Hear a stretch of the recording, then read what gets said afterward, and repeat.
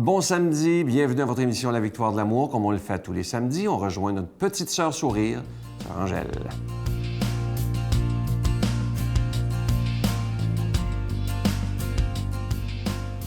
Eh bien, bonjour. Aujourd'hui, on est dans la compréhension. Comprendre tout ce qui se passe aujourd'hui dans notre société et dans tout l'ensemble. Nous sommes comme on a voulu vous présenter l'arbre. L'arbre est tout ce qu'il y a dedans. Vous avez le téléphone, vous avez la tablette intelligente, vous avez l'ordinateur, vous avez un répondeur, vous avez... je ne sais plus, c'est tellement... font des photos, tchic, tout le monde fait des photos, il n'y a plus besoin de photographe, on n'a plus besoin de personne pour lire. Ah, la vie est rendue, pouf, pouf, pouf, pouf.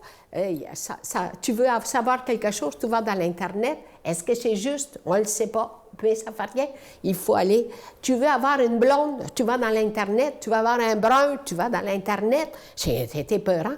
Ouvrons nos yeux. Écoute, la compréhension, il faut comprendre parfois et puis se calmer. Puis voir qu'il faut aussi trouver l'essentiel. Voyez-vous, je vais vous dire, la compréhension pour moi, savez-vous qu'est-ce que c'est? C'est que aussi, on ferme toutes les églises. On ferme tout.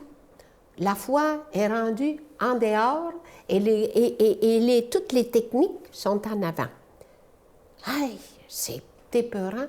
C'est pour ça qu'il faut en parler. Il faut parler de Jésus-Christ. Il faut parler qu'il y a quelqu'un de puissant sur la terre. Plus important, je suis d'accord avec les techniques. Moi, là, je vais vous dire, j'ai grandi avec tout ça. Je me rappelle, mon frère, au commencement, il mettait la radio pour l'entendre avec une laine d'acier à haut du pommier pour pouvoir entendre un peu de musique tout embrouillé. Aujourd'hui, tout est parfait. La perfection. Les couleurs, il faut que ce soit parfait, il faut que ce soit net. Alors, on m'a dit, la compréhension. Le meilleur moyen de comprendre les autres, c'est d'abord de les écouter. L'amour aide à comprendre tant de choses où l'esprit ne suffit plus. C'est tout cet ensemble. Moi, je vais vous dire, là, après tout le temps, toute ma vie, avec tout ce que j'ai vu dans le monde, avec tout ce que j'ai vu, je remercie le Seigneur de m'avoir gardé tel que je suis, pas compliqué et surtout de connaître les vraies choses, puis essayer de les comprendre, puis pas perdre le nord, parce qu'il y en a des choses, mais garder cette espérance, garder une compréhension humaine et aussi le Seigneur dans vos cœurs aide à comprendre, pas à détruire, mais à comprendre toutes les difficultés que vous vivez quotidiennement. Alors, je vous souhaite beaucoup d'amour. Notre Père qui es aux cieux, que ton nom soit sanctifié, que ton règne vienne, que ta volonté soit faite sur la terre comme au ciel. Donne-nous aujourd'hui notre pain de ce jour. Pardonne-nous nos offenses comme nous pardonnons à ceux qui nous ont offensés.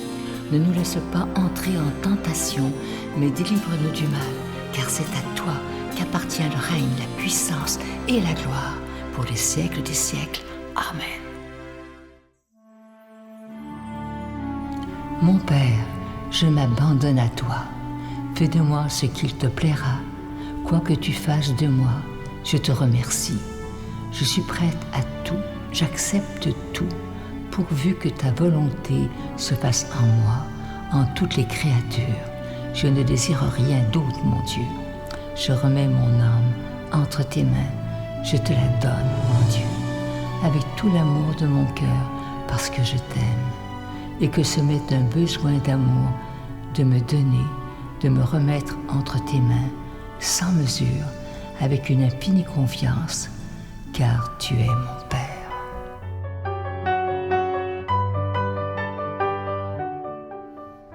Comme vous le savez, le mois de mars, c'est le mois du carême 2017. Et comme vous savez, depuis 22 ans, il n'y a pas de cadeau pendant le carême parce que c'est comme une petite façon de dire, je vais donner pour que cette émission puisse continuer, mais sans rien attendre en retour. Pas de cadeau, rien, parce que le Seigneur, lui, a tout donné gratuitement. Il a donné sa vie pour chacun et chacune de nous.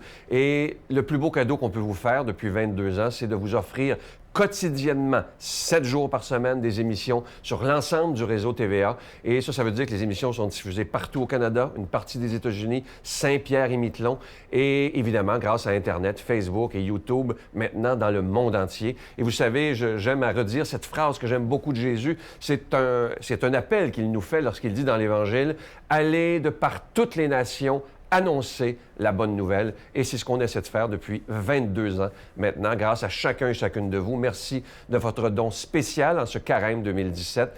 Parce qu'il n'y a pas de cadeau, j'espère que vous ne nous laisserez pas tomber. Je vous rappelle aussi qu'on vous envoie un reçu pour fin d'impôt. Je vous donne l'adresse. La Victoire de l'Amour, casier postal 120, succursale Boucherville à Boucherville. Le J4B 5E6, je vous la redonne. La Victoire de l'Amour, casier postal 120, succursale Boucherville à Boucherville. Le J4B 5E6. Également par téléphone, par carte de crédit du lundi au vendredi de 8h30 à 16h30 dans le 514-523-4433, 523-4433 ou sans frais, le 1-888-811-9291, 1-888-811-9291 et sur notre site Internet, le www.lavictoiredelamour.org. Merci de votre générosité.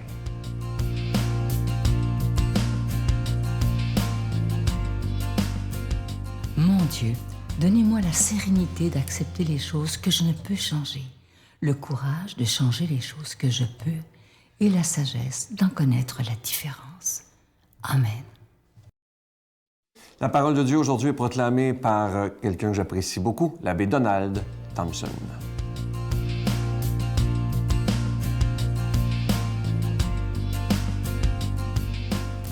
Aujourd'hui, bon matin, mais un évangile qui est long, mais qui est très beau. C'est probablement la plus belle parabole de Jésus que vous connaissez bien dans Saint-Luc, chapitre 15, versets 1 à 3 et 11 à 32. Écoutez bien cette belle parabole. Laissez-la porter, ça parle tout seul. En ce temps-là, les publicains et les pécheurs venaient tous à Jésus pour l'écouter. Les pharisiens et les scribes récriminaient contre lui. « Cet homme fait bon accueil aux pécheurs et il mange avec eux. » Alors Jésus leur dit cette parabole. Un homme avait 2 fils. Le plus jeune dit à son père, « Père, donne-moi la part de fortune qui me revient. » Et le père leur partagea ses biens. Peu de jours après, le plus jeune rassembla tout ce qu'il avait, partit pour un pays lointain, et il dilapida sa fortune en menant une vie de désordre. Il avait tout dépensé quand une grande famine survint dans ce pays. Il commença à se trouver dans le besoin. Il alla s'engager près d'un habitant de ce pays qu'il envoya dans ses champs garder les porcs. Il aurait bien voulu se remplir le ventre avec les gousses que mangeaient les porcs, mais personne ne lui donnait rien. Alors il rentra lui-même et se dit, « Combien d'ouvriers de mon père ont du pain en abondance, et moi ici je meurs de faim. Je me lèverai, j'irai vers mon père, et je lui dirai, « Père, j'ai péché contre le ciel et envers toi. Je ne suis plus digne d'être appelé ton fils. Traite-moi comme l'un de tes ouvriers. » Il se leva et s'en alla vers son père. Comme il était encore loin, son père l'aperçut, fut saisi de compassion. Il courut se jeter à son cou et le couvrit de baisers. Le fils lui dit, « Père, j'ai péché contre le ciel et envers toi. Je ne suis plus digne d'être appelé ton fils. » Mais le père dit à ses serviteurs, « Vite, apportez le plus beau vêtement pour l'habiller. Mettez-lui une bague au doigt, des sandales aux pieds, allez chercher le veau gras, tuez-le, mangeons, festoyons, car mon fils que voilà était mort, il est revenu à la vie, il était perdu, il est retrouvé. » Et ils commencèrent à festoyer. Or, le fils aîné était au champ. Quand il revint et fut près de la maison, il entendit la musique et les danses. Appelant un de ses serviteurs, il s'informa de ce qui se passait. Celui-ci répondit, « Ton frère est arrivé, ton père a tué le veau gras, parce qu'il a retrouvé ton frère en bonne santé. » Alors le fils aîné se mit en colère, il refusait d'entrer. Son père sortit le supplier. Mais il répliqua à son père, « Il y a tant d'années que je suis à ton service sans jamais avoir transgressé tes ordres. Et jamais tu ne m'as donné un chevreau pour festoyer avec mes amis. Mais quand ton fils que voilà est revenu, après avoir dévoré ton bien avec des prostituées, tu as fait tuer pour lui le veau gras. » Le père répondit, « Toi, mon enfant, tu es toujours avec moi. Tout ce qui est à moi est à toi. Il fallait festoyer et se réjouir, car ton frère que voilà était mort, il est revenu à la vie, il était perdu, et il est retrouvé. » voyez la magnifique parabole de Jésus. On dit que c'est la plus belle. Hein? D'ailleurs, je pourrais me passer de faire une homélie ce matin, puis on fait silence ensemble dans vos maisons, puis ici dans le studio, puis la parabole, elle parle tout seul, on pourrait la laisser porter. Mais à la Victoire de l'amour, on me demande de vous parler, de vous donner quelques pistes de réflexion, et je le fais avec un grand plaisir. Vous savez, c'est la plus belle. Hein? La question, c'est de savoir au juste ce qui nous émeut quand on écoute cette parabole. Hein? Donc, ça vient nous chercher en quelque part, ça décrit une attitude qui est fort intéressante. Hein?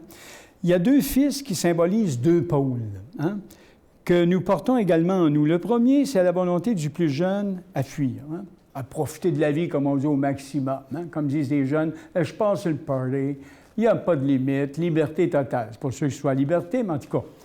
Mais ça, c'est une réaction, c'est qui est en nous. Hein? On a ce petit enfant en nous qui a le goût de déraper, le goût de partir, hein, etc. Puis, il y a un autre pôle, hein? C'est le second, c'est l'agacement que provoque chez le fils aîné la miséricorde du père. Le père est sensible à ce que vit son plus jeune. Ça nous agace. Donc, le fils cadet, hein, on le voit, il vit de façon débridée, sans forme structurelle. Donc, il perd, comme il n'est pas structuré, il se laisse désorganiser. Comme on dit, il part sur Main Street. Il devient tout désorganisé, consomme, etc. Ce que vous voulez. Un jour, qu'est-ce qui arrive? Désorganisation totale en dedans. Oh, qu'est-ce qui se passe? Hein? Qu'est-ce qui se passe? Hein? Il gaspille sa fortune pour des choses sans valeur, hein, qui le lassent très vite, puis il va de plus en plus mal. Lui qui voulait la liberté, il est réduit à s'imposer à un étranger pour survivre tout simplement, à manger les gousses des porcs, comme on dit. Il finit comme gardien de cochon, que les Juifs considéraient, marquez bien, comme impurs, hein, considéraient les porcs comme impurs, donc il ne pouvait pas tomber plus bas. Il ne pouvait pas tomber plus bas. Alors, dans une telle situation, on sait très bien qu'il y a beaucoup de personnes qui désespèrent, qui se laissent complètement aller à la dérive. Hein? Et comment imaginer que le jeune homme qui est au bout du rouleau puisse se présenter devant son père? Hein? Bon. Voyez-vous, je pense que le plus grand péché, c'est d'avoir douté de l'amour de son père. Vous voyez, quand le père le voit, hein, il s'approche, hein, puis il dit, « Regarde, t'es mon fils, je te retrouve. Hein? » Puis là, vous voyez la réaction du plus vieux, hein, le plus vieux, hein? Lui qui est en Moses, pourtant, il ne dit pas « c'est mon frère hein? », c'est mon frère. Mais non. Alors ici, voyez-vous, des fois, on va juger les gens de haut, hein? Mais il faut toujours se retrouver dans les deux, hein, dans les deux. Moi, ce que je trouve beau là-dedans, c'est que le père ne reproche rien à son aîné, mais l'invite à partager sa joie. Hein. Il en fait de même hein, vis-à-vis de nous qui ressemblons bien des fois à ce fils. Hein. Vas-tu changer d'attitude, etc. Donc, on a ici un visage de Dieu extraordinaire pour les êtres humains. Tâchons de nous reconnaître dans l'un et dans l'autre et d'être très humbles là-dedans et surtout ne pas douter de l'amour de Dieu. Le Père, le Fils et le Saint-Esprit, qu'ils vous bénissent. Amen. Je vous salue Marie, pleine de grâce.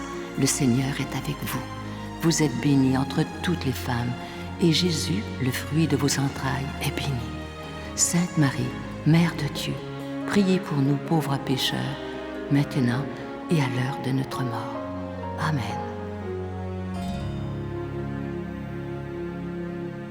Ne manquez pas demain une émission tout à fait spéciale. Vous savez que lundi prochain, lundi dans 2 jours, ce sera la fête de Maman Dion. Elle aura 90 ans, imaginez. Et on a décidé de vous repasser à la demande générale. Vous avez été tellement nombreux à nous demander de repasser l'émission de la fête des mères avec Claudette, entre autres.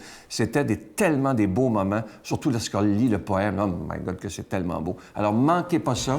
Demain, on refait l'émission avec Maman Dion et sa fille Claudette. Je vous promets des moments extraordinaires et beaucoup d'émotions d'ailleurs pour les 90 ans de cette femme si extraordinaire, Thérèse Dion. À demain. Bye. Quand on faisait la vaisselle, maman, oui. tu nous disais que pour bien s'entendre, il faut chanter, danser et pardonner. Je m'ennuie de tout ça, maman. Je t'aime. Moi aussi. Ça, vous allez me faire pleurer. Ça, là. Oui, là, toi, là.